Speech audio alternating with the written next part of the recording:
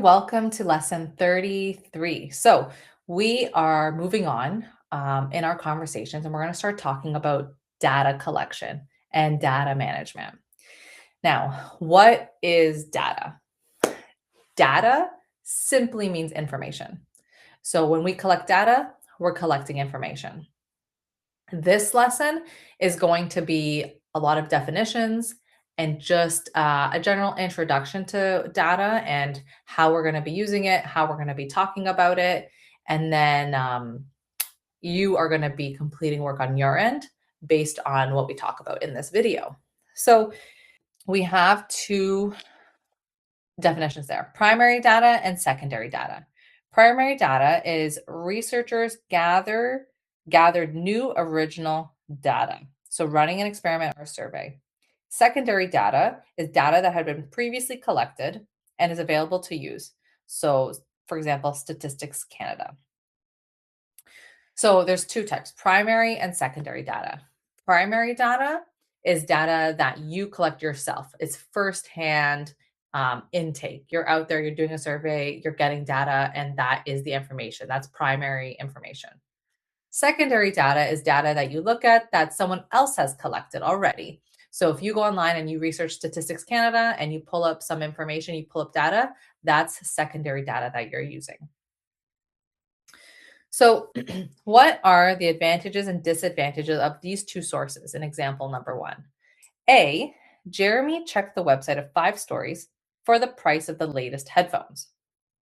B, Mariana found a website that had data regarding the results of a survey on how Canadians spend their leisure time to determine if she should invest in a boating company.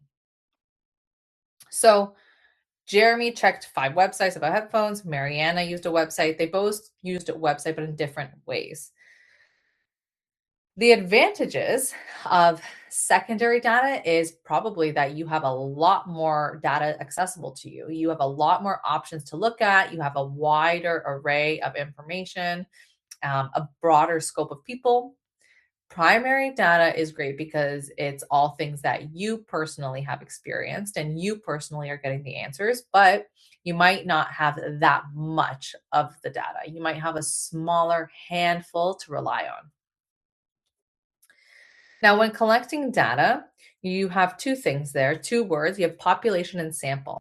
So the population is the entire group that you want to draw conclusions about, and a sample is the specific group that you collected data from. So when collecting a sample, you must ensure that your method is random so that everyone has an equal chance and it's unbiased. So it's free from personal bias and opinions. So if you are completing a survey and it's on a topic, like you want it to be maybe not your best friends, maybe not your mom and dad, or close siblings. You want it to be unbiased and you want everyone to be random. In that example number 2, we're going to identify the possible bias in the following surveys. A school wants to change the cafeteria menu, so they ask students during 4th period lunch only. What's the bias? You're only getting the perspective of those students in period 4 lunch. We're not getting the perspective of period 1, 2, and 3. And for the population we're serving, the cafeteria is for everybody in the school. So if the population is everybody in the school, our sample should be a random selection of everybody in the school, a random selection of different students from all periods that have access to the CAF. And in B, a company is collecting data about spending habits of Canadian teens and setting up a booth at the mall, asking shoppers that pass by questions about their spending. So the possible bias there is that you are setting up your booth at a mall while people are already spending money. Maybe, to make it more unbiased, the booth about spending should be set up somewhere neutral, or maybe set up at a school, somewhere where shopping might not be at the forefront of their mind. Now, how can you avoid bias? Here's a list of how we can try and avoid bias when we're doing our own surveys. You can use multiple data sources. diverse ones from neutral sources. You can ensure the sample accurately represents the population. You can consider how the data was collected from the population. Was it done via online survey, in person, or paper surveys? And you want to consider the implications of this data. So, how is this data being used? And you also want to be aware of your own biases. How do your own beliefs and opinions influence how you consume information? And that is extremely relevant for today's world with social media. We are constantly under the we're constantly under the consumption, right? We're constantly consuming information. And our apps, our social medias are tailoring our views. It's tailoring what it's feeding us based on what we like. And that feeds into the biases that we already have. So, collecting data. So, if you were to do your own survey and if you were to collect your own data, step one is to choose a topic. So, you want one specific topic. When you're collecting data, this is important because you don't want to be all over the place. You want it to stay organized. And the way this happens is by choosing one topic to keep it concise. And some examples is like screen time or favorite music genre, number of hours of sleep, daily exercise time. Then you want to define your question and you want to write a clear question. So, for example, here we can write what our question can be is how much, or here we go. Let's make it even more clear.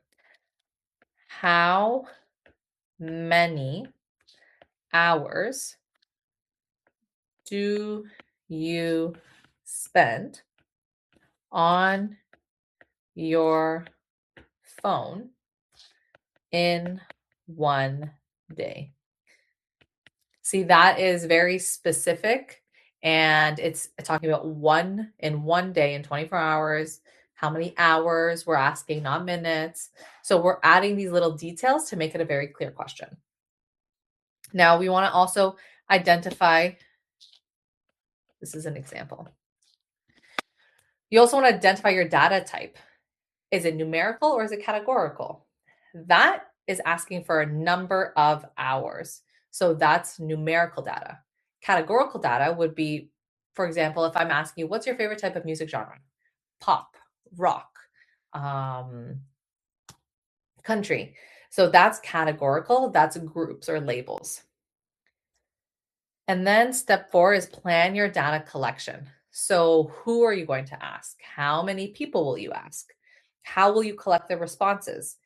You can use Google Form, you can use chats, you can use paper, polls, etc.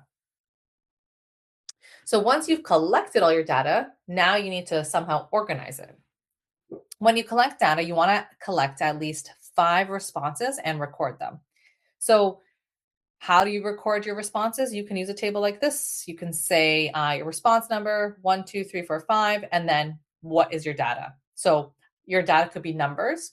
You're filling in how many hours, or your data could be words like pop, rock. You fill it in based on what kind of data you're collecting, whether it's numerical or categorical. If your data is numerical, quantitative, then that means your data is measured or counted using numbers. You can organize it using an ordered set as well. Now, there's some examples there. And if your data is categorical, also known as qualitative, this data means you're describing qualities or groups. You can also organize it in a frequency table. So you can flip it. You can put the category on one side. So, for example, pop, how many people like pop music? And then the frequency with that on the other side. So after you asked all these people, 2 people like pop music.